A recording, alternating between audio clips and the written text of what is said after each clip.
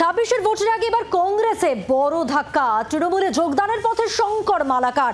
আগামীকাল তৃণমূলে যোগ বর্ষিয়ান এই কংগ্রেস নেতার। আরো একবার জানিয়ে রাখবো, কংগ্রেসে বড় ধাক্কা। নির্বাচনের আগে তৃণমূলে যোগদানের পথে এবার শঙ্কর মালাকার।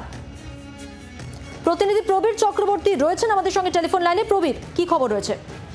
দেখো, দেখা যাচ্ছে যেটা জানা যাচ্ছে তৃণমূল সূত্রে, আগামীকাল কংগ্রেস ছেড়ে তৃণমূল কংগ্রেসে যোগ দিতে চলেছেন উত্তরবঙ্গের কংগ্রেসের নেতা, বহু পুরনো মুখ শঙ্কর মালাকার। তিনি আগামীকাল তৃণমূল কংগ্রেসে যোগ দেবেন আনুষ্ঠানিকভাবে, এটা জানা যাচ্ছে। সঙ্গে উত্তরবঙ্গে বা বিশেষ করে মাটিগাড়া, নকশালবাড়ি এই সমস্ত অঞ্চলের বেশ কিছু কংগ্রেস কর্মীও তৃণমূল কংগ্রেসে যোগ দিতে পারে বলে জানা যাচ্ছে আগামীকাল।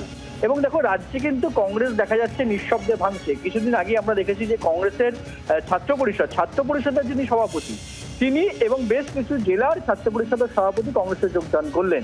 এবং এর আগে দেখা গেছে কংগ্রেসের অনেক নেতা তৃণমূল কংগ্রেসে যোগদান করেছেন।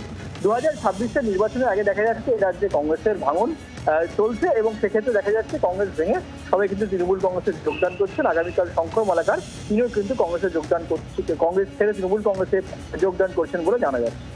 ধন্যবাদ। কথা বললাম প্রতিনিধি প্রবীর চক্রবর্তীর সঙ্গে।